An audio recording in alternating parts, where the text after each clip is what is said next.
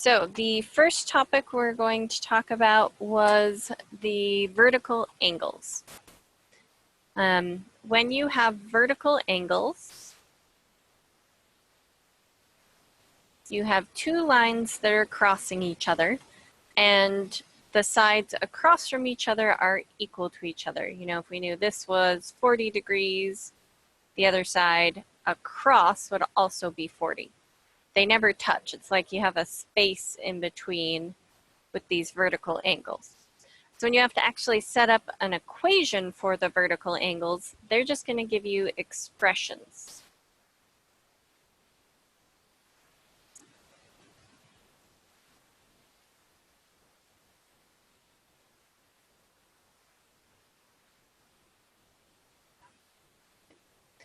So knowing that these are equal, that's how we set up our equation.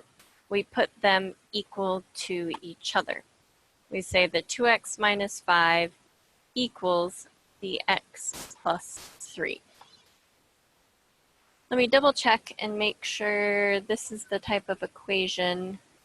Might have been a little easier. I'm going to double check the problems to make sure it's the same format.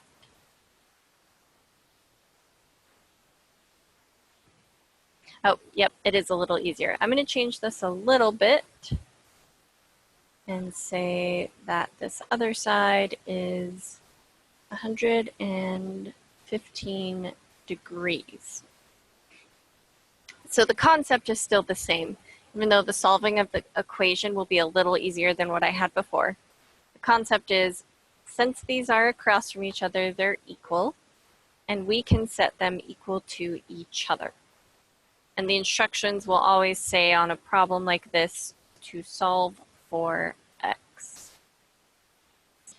So when we solve an equation, we always do opposite operations. Currently this is minusing 5, so what's our opposite operation to do here?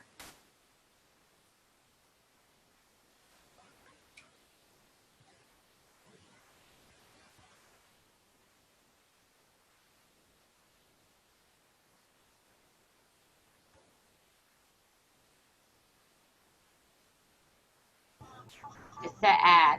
We're going to add. Opposite of subtraction is to add the 5.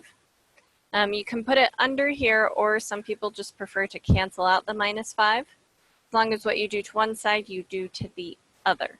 It's going to get rid of the minus 5 here.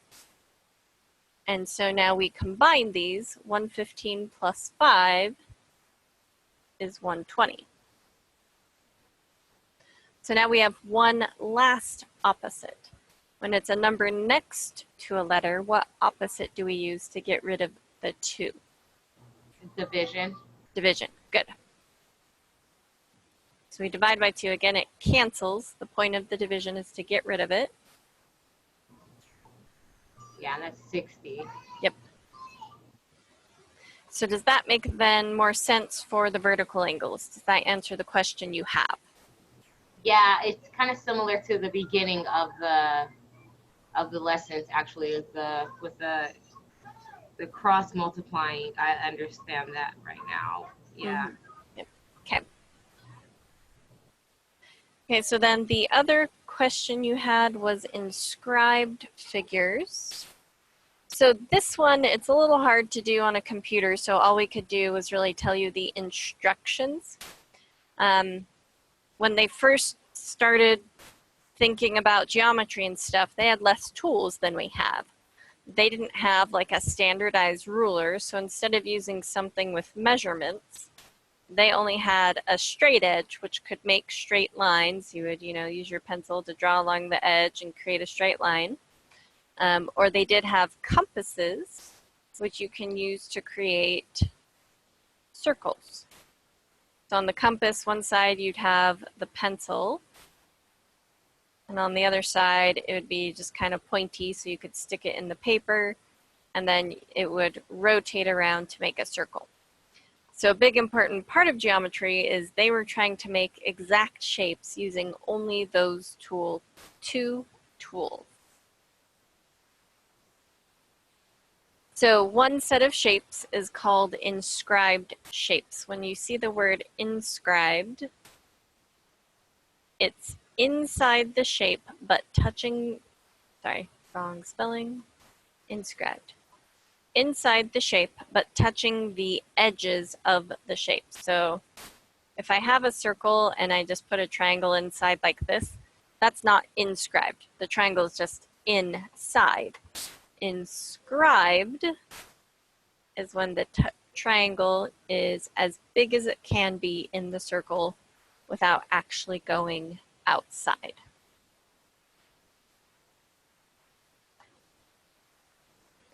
So all we can really do, like I said, it's harder to show on a computer, but all we really can do is describe the steps to you and say, this is how you would do it if you had those tools. So one of the examples in the lesson is to inscribe an equilateral triangle inside a shape. And when you do that, you have to keep in mind that you can only use the two tools, the straight edge and the compass. That's all you have access to.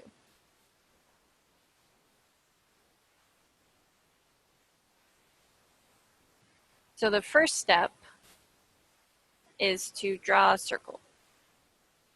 You would use that compass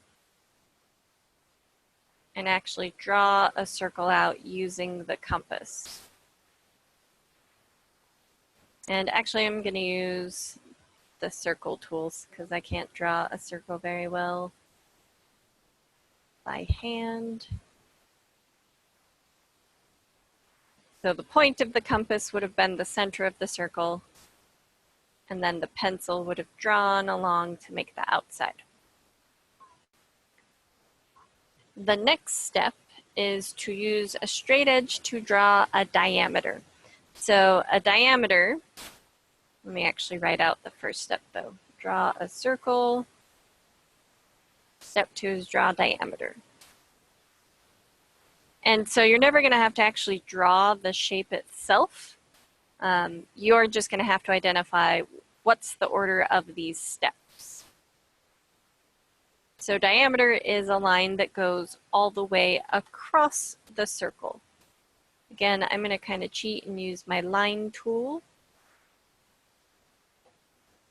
So you would draw it out using the edge of a, we call it a ruler now, but a ruler has the markings that we've decided, they decided an inch is this long and a half inch is this long.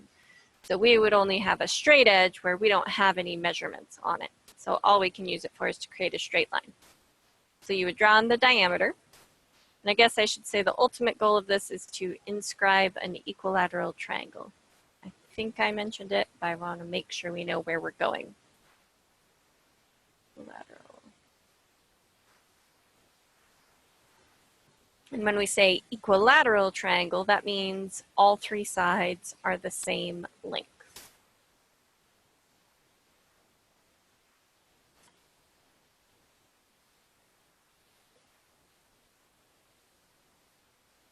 So the next step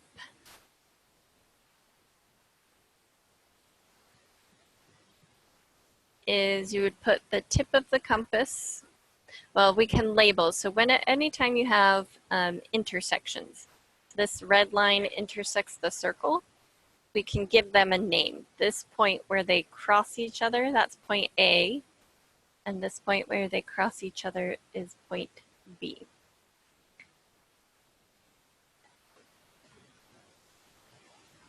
So then it specifically says don't change the compass. You wouldn't want to make it any shorter or smaller. And instead of drawing a full circle, I'm going to copy this. Okay, so you would be using your compass at the same setting, which would make it have the same size circle. And you would set it at B so that you ended up crossing through the circle twice and going through the center. So that's what it's supposed to look like. Obviously, I'm covering some stuff up though, since we're using technology instead of compasses. But if we put the compass and drew it out, it would look approximately like this. It's not the best circle. It's supposed to be the exact same size. I get it. It's like a cylinder. Yeah. Yep. Well, we're not trying to make it 3D though. Like it's just laying flat on top of each other instead of being like the bottom and top of a cylinder. Yeah. They're just on top of each other. Okay. Yep. So once you've drawn that arc, the exact steps, this is what we say in the lesson without changing the compass. Put the compass at point B and draw an arc that intersects the circle twice, which is what we've done, but you'll have to be able to identify this step 3 goes with this current picture. And we can label again the points of intersection. This time it's going to be C and D. And now we can just draw in the triangle. There's actually only 4 steps for inscribing an equilateral triangle in a circle. We connect it, and then you connect it to point A, and connect point A back to point C. And if I was drawing this exactly, triangle ACD, if I had the tools and could use them on the computer, triangle ACD is an equilateral.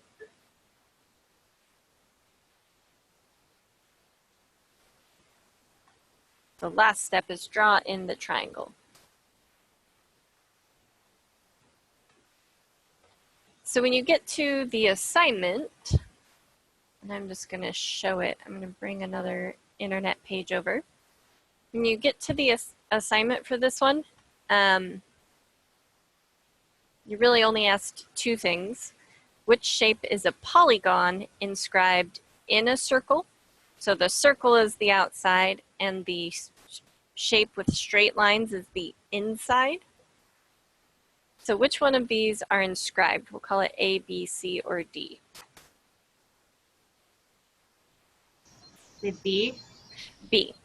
So A, B, and C all are technically inscribed, but only one of them is the polygon inside the circle.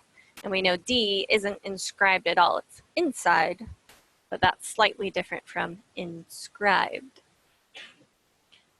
Okay, and then the next part of the assignment is literally just putting this in order, saying which picture corresponds to which step. And actually this time it should change the order every time, I'm pretty sure, but this time the pictures are actually directly in order. Step 1 is just the circle, step 2 is diameter, step 3 is drawing in the arc, and step 4 is actually putting in the triangle. So it's just matching the steps.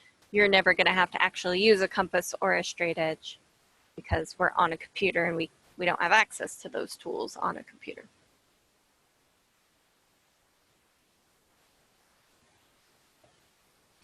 Any other specific, do we cover everything you wanted to cover, or do you have more questions from different sections?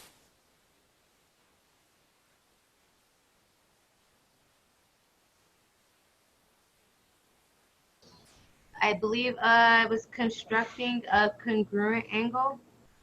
Constructing a congruent angle. Okay.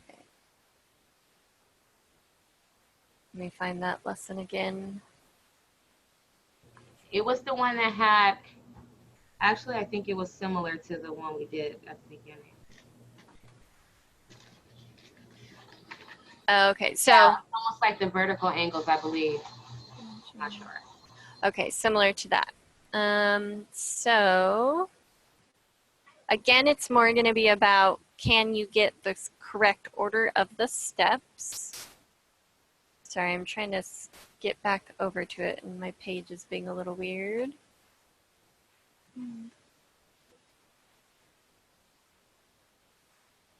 Because I honestly don't have the steps memorized. I always refer back to the lesson. Come on.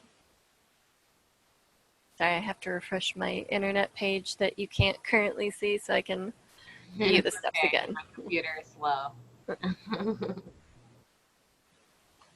Okay. So we're constructing a congruent angle. Sorry, I think I must have misunderstood what your first question was about then.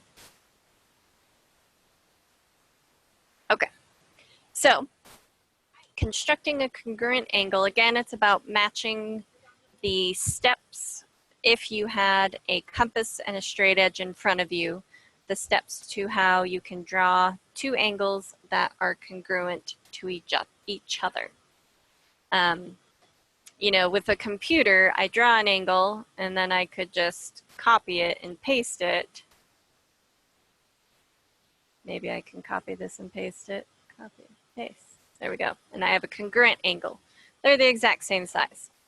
But if you only have a compass and a straight edge, you're a little more limited. So the first step is to draw an angle in the first place.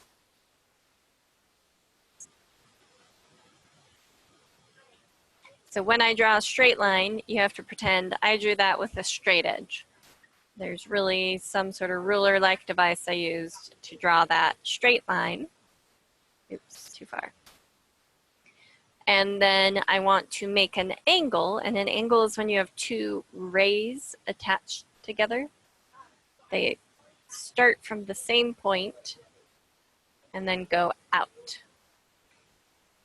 So this we're going to label angle A.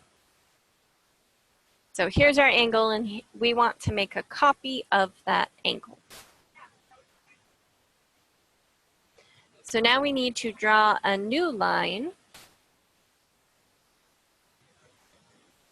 And we still want it to be a ray, though. We want still one point to start from.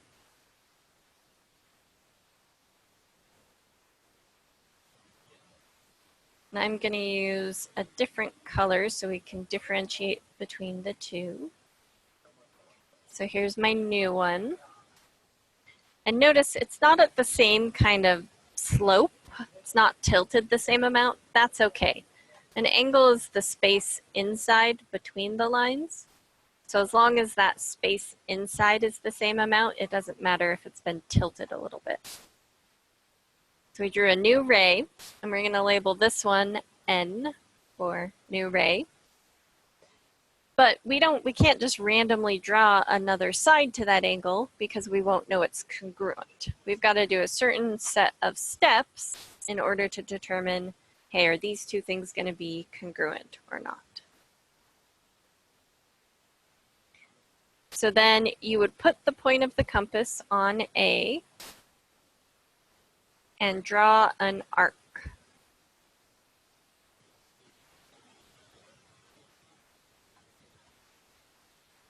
So in the lesson, it basically repeats this picture again down by step 3. But technically we're using the same angle. And I drew an arc in to talk about the space in between lines, but we draw an arc where we could see where it intersects and label those intersections. So we have intersection Y and intersection X. And our compass would have looked, we'd have the pointy part of the compass over here, and then the pencil over this direction, which is where we get the arc from. We would have rotated that compass to create that arc. So next, we use that same setting. We'd keep the compass the same amount. Nope, I was trying to move just my picture of the compass. Let's see if I can. There, close enough. We'd take that compass and we'd literally pick it up and put it up on the other angle. This line should have not come with, though.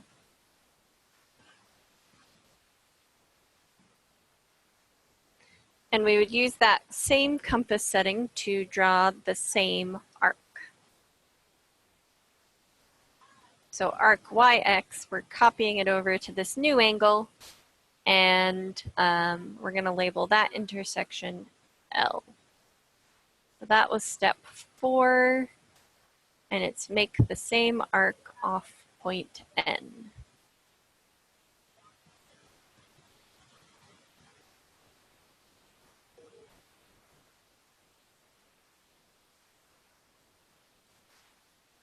So then the next one is we want to take our compass again. The compass gets moved a lot.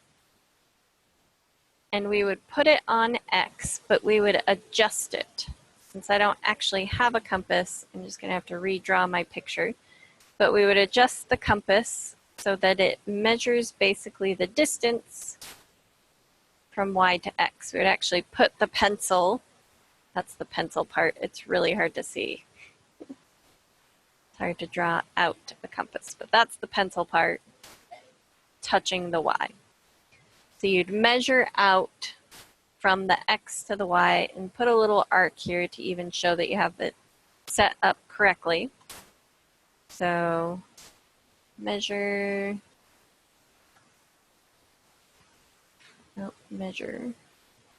from X to Y using the compass.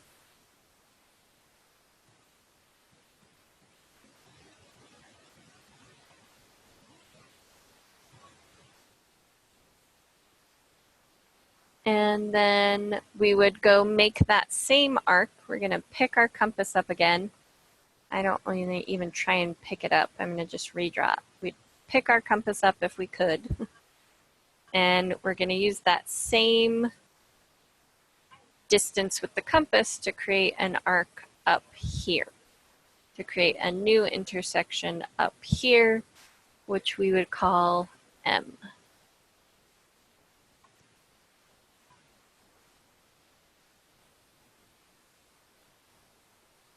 We're using the same compass setting at L.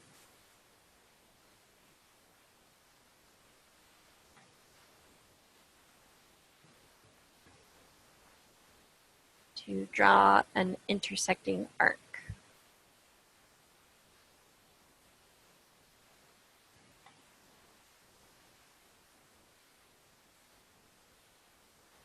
And so once you have that point of intersection, now again we would use a straight edge. We're going to connect N through M, and that creates a new angle. And by creating that new angle, those two angles, even though one's slightly at a different direction, the slope's a little bit different, the space in between would be the same. We have two congruent angles.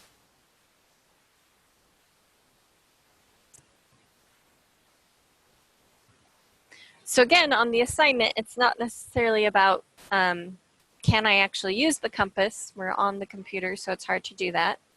It's going to be, can you put the directions of these steps in order? On lesson 7.1 on page 5, it has all the steps listed out. You would just have to be able to match up this step goes with this type of picture. This other step goes with this type of picture. So step 5 would go with the picture we have drawn down at the bottom. But step 6 would go with this top picture if we didn't have the line in yet. So it's all just about identifying what order should these steps go in.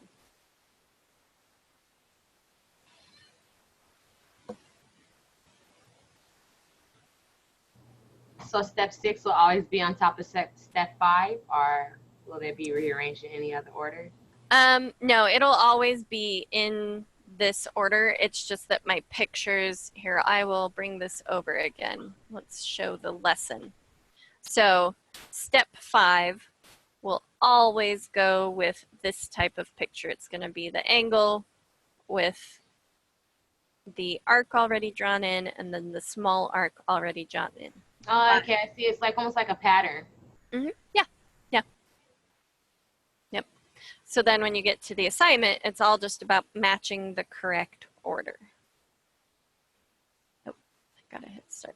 Sorry, my setup's a little bit different from yours. So your assignment, like start part might look a little bit different since this is the teacher version.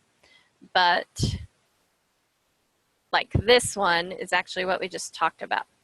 Right now, we have the angle fully drawn in. It's got an arc. It's got a small arc. We even have the second line drawn in with its arc. So we want to say, well, what's the next step? Am I going to draw in a line? Am I going to draw in a little arc here? What do we have to do next to have this in the correct order? It looks like there needs to be another line right there. So that is coming up, but it's not the very next step. Oops, sorry, I'm trying to adjust my screen. I was going to try and bring up. Okay. So I'm going to leave the problem there. Let me get one more page up. It helps almost if you look at both at once. So give me a second to get that up. And we did have someone else log in, I think. Right now we are just talking about Geometry Semester 1, and we're talking about the constructions portion. And we had one more person join. Thanks for coming. Right now we're talking about geometry, and we're talking about constructions in the Semester 1 course of geometry. Okay. Let me make sure I get to the correct spot. And so it can help to either take a screenshot and have it up or write down the steps from the lesson. It's the wrong thing.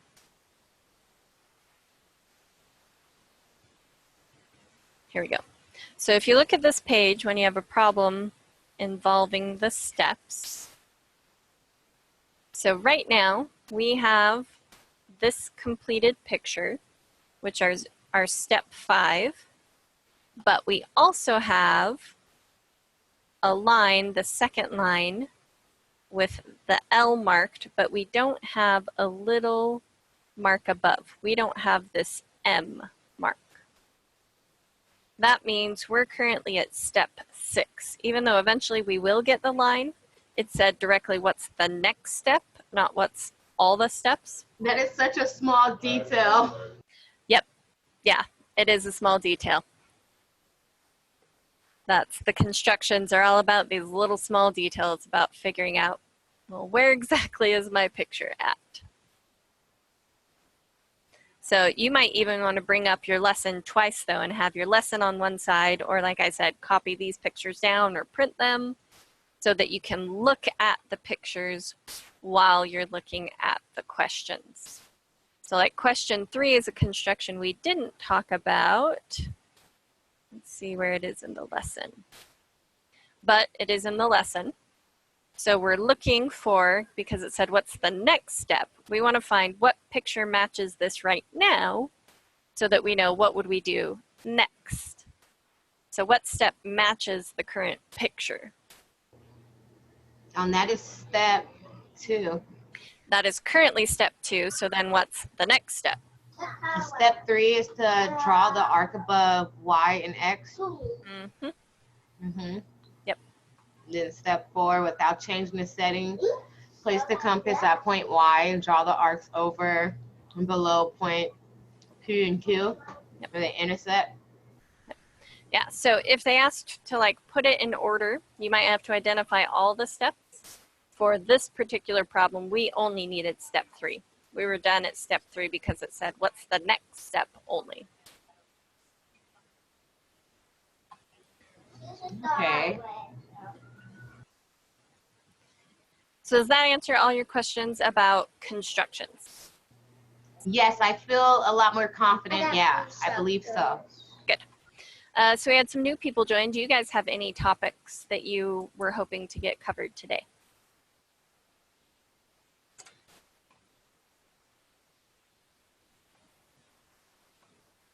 Okay.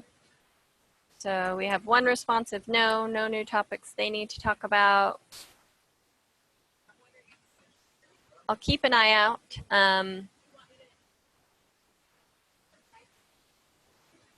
So we could either, if no one has specific topics that they want to talk about, it looks like Greta at least is almost done with semester 1 of geometry, so we could introduce 1 or 2 of the topics from semester 2 and talk about some of the things you might see there.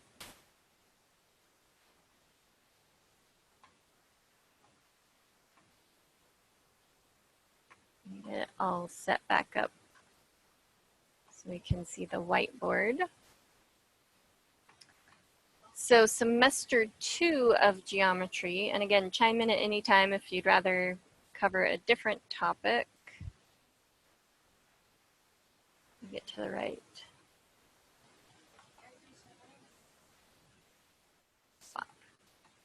So semester 2 of geometry starts with triangles, some theorems about triangles. So when you're working with triangles, there's actually a lot of information to cover. A lot of geometry is talking about triangles. Some of the specific topics are inequalities in triangles. We'll focus on that first.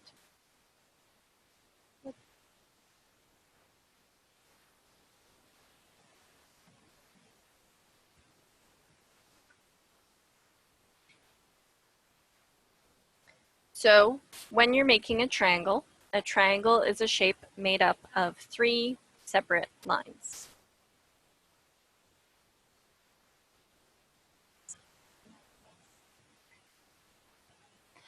And there's actually ways to determine what lengths of lines might be possible to use and to determine how do the sides correspond to the angles inside. So when you name a triangle, let's give it a name so it's easier to talk about. You put a letter at each corner, at each vertex, and we can use these letters to talk about the sides versus talking about the angles inside. If you want to talk about a side, that would be from one letter to the other. AB is a side of the triangle because it's an actual distance from one letter to another letter. If you want to talk about an angle is inside the triangle, and the angles are the distance between the 2 lines. So angle A is one of the angles inside of the triangle. So you can actually determine, if you know some of the information of the triangle, you can compare it and know information about, say, the angles. So like if I knew the sides were 6, and side BC we knew is 7, and side AC was 8. We know side AB is the shortest side, side BC is the middle, and side AC is the longest. Knowing that information, we can actually talk about the angles inside. Knowing which one's shortest, which one's longest, and which one's in the middle, I can actually figure out what's the smallest angle, what's the middle angle, and what's the largest angle. Middle. Because the shortest side corresponds with its smallest angle. The shortest side was that AB. The angle it corresponds to is this angle it's not even touching. AB, we're touching this angle A here, and we're touching angle B. Angle C, we're not touching. Those correspond to each other. So we automatically know, since this side was the shortest, angle C is also the shortest or the smallest.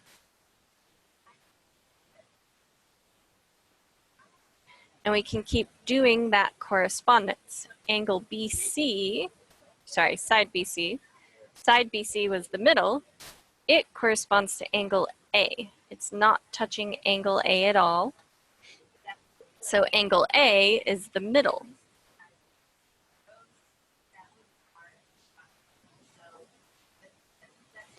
And then that leaves the last one. The largest side was A to C, and angle B is the only one not touching it. Angle B is the largest.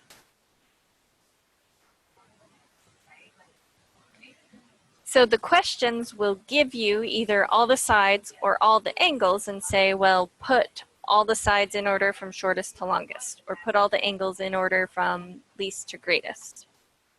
So an actual problem will look something like this.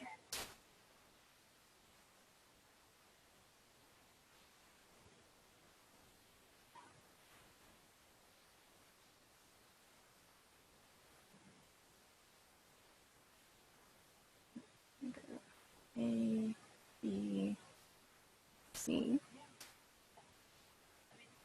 And the instructions would say, put the sides in order from shortest to longest. It would say something like this.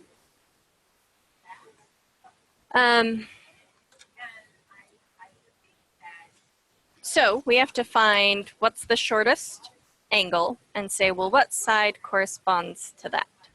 So from these three angles, keeping in mind that the little corner here really means 90 degrees. They don't write in the number, but that's what it means. What's the smallest angle in that picture? Side B. Angle B. It's a common thing to, and I do it all the time as I'm speaking, is to say the wrong, angle versus side. If it's one letter, this is an angle. We're looking at the space inside the triangle. So once we've identified that smallest, because you were correct, B is the smallest, what side corresponds to that? What letters have nothing to do with angle B?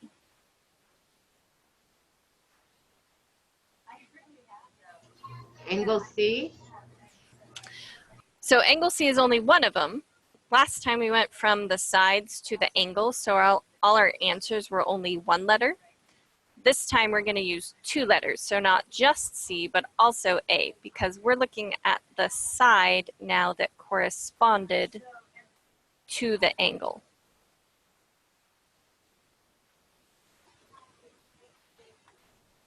So side AC is the shortest.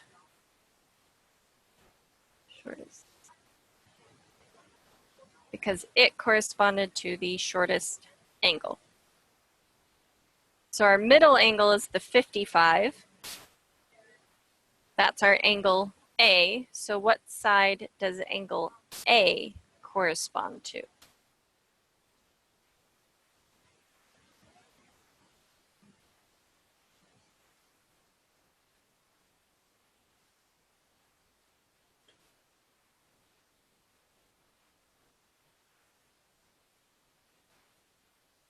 Which letters have nothing to do with the angle A, basically, or instead of thinking of it that way, let me try one more. We know our angles. We know angle B, angle A, angle C. We've got to talk about our sides now and say, well, is angle A corresponding to side AB? Or is angle A corresponding to side BC? All the way from B over to C, or all the way from A over to B? Which one corresponds to angle A because it's far away from angle A?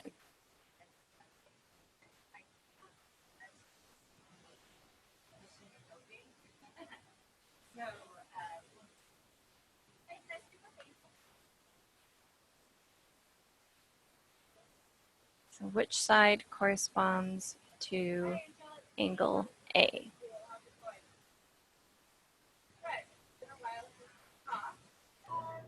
CB. CB, good.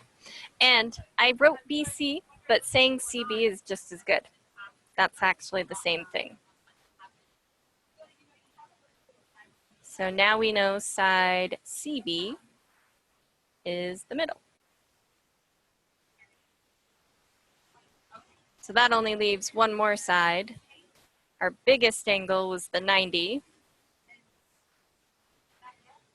And it corresponds to the only side we haven't used, or also one more way to think about it is the side across from it. If you took the angle and almost considered it like it was pointing over to its corresponding side, that tells us that side AB is the longest.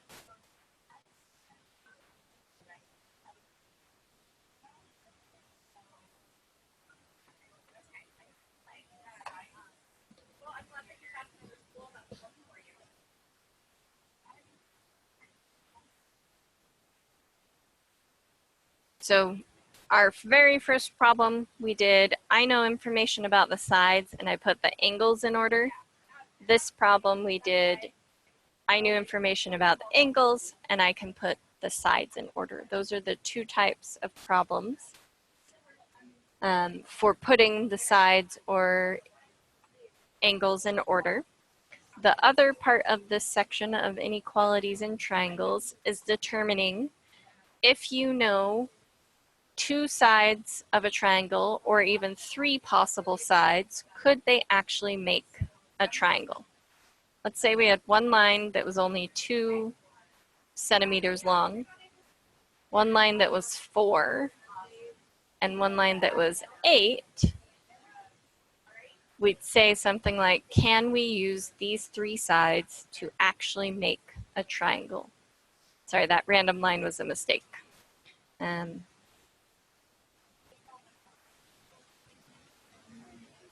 Lengths to make a triangle. So we have 3 random lines. Could we actually use them to make a triangle? So if we take the longest side, the 8, and we attach, say, the 4 to it, we put the 4 on. Basically, we're saying if we use that other line, the 2, is it ever going to be able to reach the 4? So would those two things ever connect, the 2 and the 4, if they're attached to that 8? They look like they would, but they're not connected to each other. It depends on their length. If they could keep going, if we said, well, I'm going to make this 2 into a longer piece, they could connect. But if we're limited to literally saying, this is the size I have, I can't make that line any longer, they're not going to. So they could connect if it was a longer line, but they're not going to with the size we have. Let's say instead of a 2, let's make it a size 6 line, and 6 centimeters instead. That longer line will eventually hit the 4. So the lengths of the lines really determine if they could make a triangle or not. Sometimes they're too small. So that leads to the idea of figuring out if you knew any 3 side lengths, can they work or not? So they'll give you just 3 numbers. The lengths. Oops. 10, 13, and 20 able to form a triangle.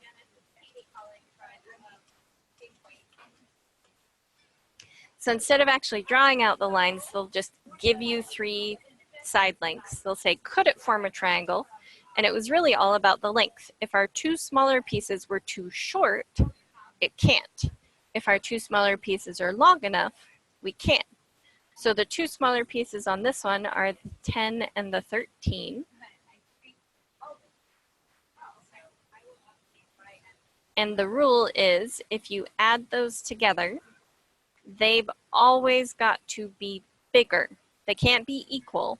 If they end up being equal, let me go back a page. If we had an 8, a 4, and a 4, when we try and get them to connect, the only way for them to connect is to actually just lay on the 8 line, which isn't a triangle. That's just a straight line on top of each other.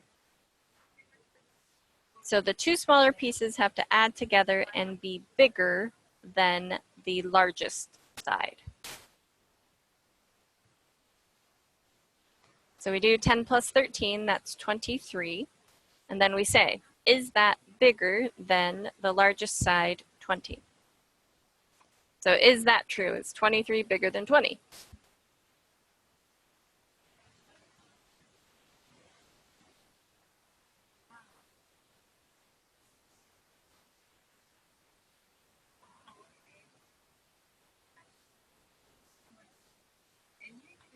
And that is true. Is 23 bigger than 20? Yeah, it is. Well, that means yes, they could be used to form a triangle.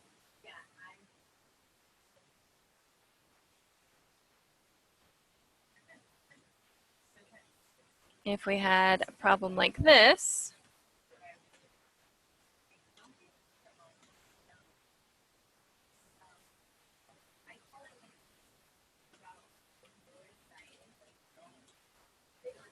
we'd take the same concept. We'd say take the two smaller sides, add them together, and then we want them to be bigger than the third side 20. Always do the two smaller though. Even if I put them in a different order, if I said 6, 20, and 10, it's not about the order they're written, it's about 6 and 10 are the smallest. So when we add them together, we get 16, and 16 is not bigger than 20. We want it to be bigger, but it's not, so this cannot form a triangle.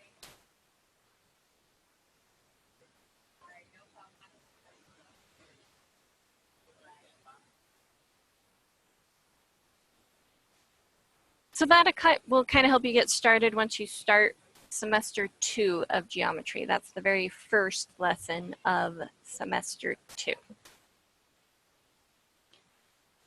So any other topics or questions you have about your math courses?